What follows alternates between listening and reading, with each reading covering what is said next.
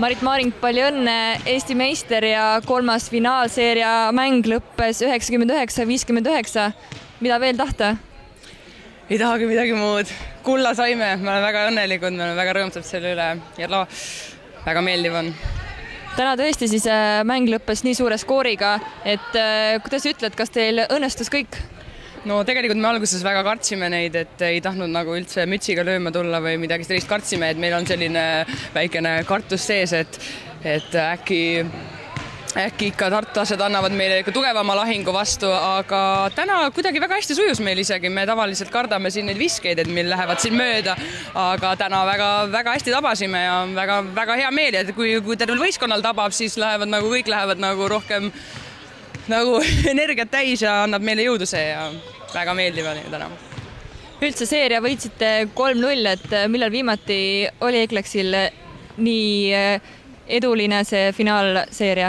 Ka eelmine aasta vist võideti 3-0, kui ma hästi mäletan. Tol ajal ma ei mänginud siin võistkonnas, aga nüüd see aasta mängin ja 3-0, nii läks. Me oleme väga rõõmsad selle üle endiselt.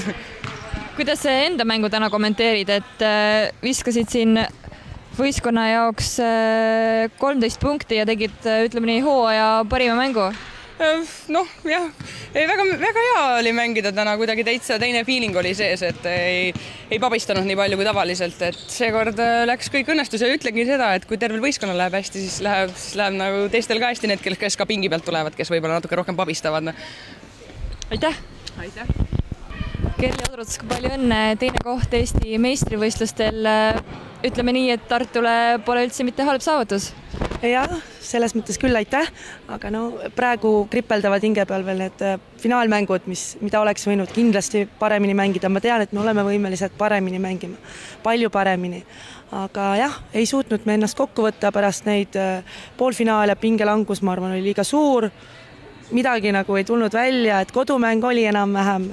Teine poolek, viimane veerandaeg lagunes ära, aga jah, võõrsil mängudeks ei suutnud kahjuks kokku võtta ennast. Et ei töötanud kaitse, ei läinud visked sisse, tegime meeletult palju vigu, aga eks õpime ja teeme omad järeldused. Ja. Kuidas üldse hindad tervet seda hooaega? Hooaeg iseenesest läks ju tegelikult hästi, et olime nii karikafinaalis, olime meistriga finaalis, läks ju karikafinaalis ei olnud. Aga jäime mõlemas teiseks, et selles mõttes, et areneda on. Jah, praegu kripeldavadki natuke need finaalmängud, et muidu oleme rahul. Kas oskad mängijatest kedagi ka välja tuua, kes hooajal oli selline üllataja või keegi? Üllataja ta kindlasti ei ole, et kindlasti tahaks suured tänud öelda meie võistkonna kaptenile Liisile, kes andis 110% iga trenn ja iga mäng, kes oli stabiilne kõikides mängudes, hästi tugeva psüühilise närvikavaga ja hea viskega ja alati pingutas, andis kõik endast, et ka kehval päeval tegi alati hea mängu. Ja poolfinaalides oli hästi tubli, oli meie pikk mängija Katre, kes tõesti üllatas ja nagu sai selle kindluse, aga finaalides jälle väristas natukene, et aga anname andeks, et meie võistkond ei ole kunagi olnud varem meistriga finaalis, et ma arvan, et meil natuke käsi ka värises, aga sellegi poolest oleksime võinud natuke paremini mängida.